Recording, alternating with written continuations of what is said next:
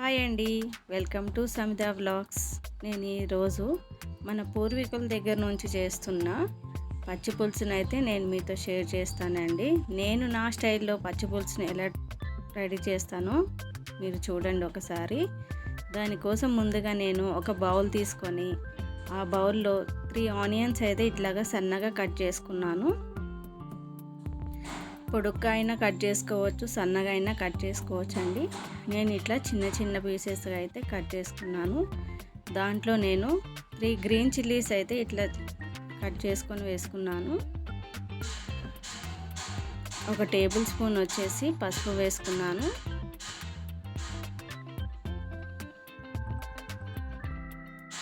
ఒక table spoon వచ్చేసి salt add చేసుకుంటున్నాను. మన టేస్ట్కి సరిపడా సాల్ట్ యాడ్ చేసుకున్నా సరిపోతుంది.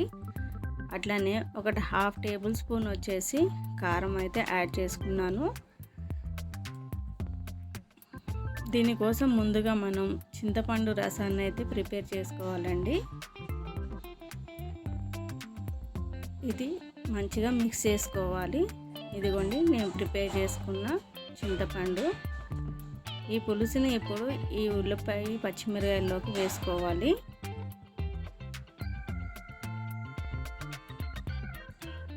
సమ్మర్లో మసాలాల కన్నా ఇలాంటి చల్లటి పులుసులు చేసుకుంటే హెల్త్కి చాలా మంచిది, కడుపులో కూడా చల్లగా ఉంటుంది కదండి.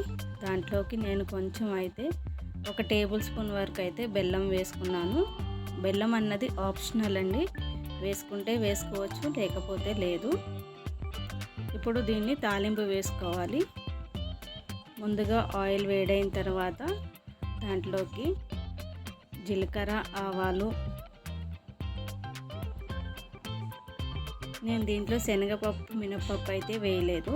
మనం ఈ పప్పులు అన్నవి వేస్తే పులుసు కదండి కిందకి వెళ్ళిపోతాయి అనేసి నేను వేయను ఎప్పుడు. దాంట్లోకి క్రష్ చేసిన గార్లిక్ వేసుకున్నాను. అట్లానే 3-4 ఎండుమిర్చి అయితే వేసుకున్నాను.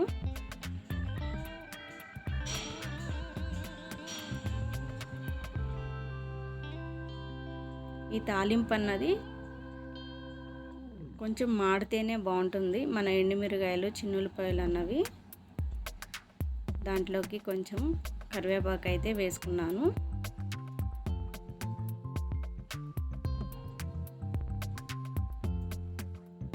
ఇప్పుడు ముందుగా తయారు చేసుకున్న పులుసులోకి అయితే ఈ తాలింపుని వేసుకోవటమే.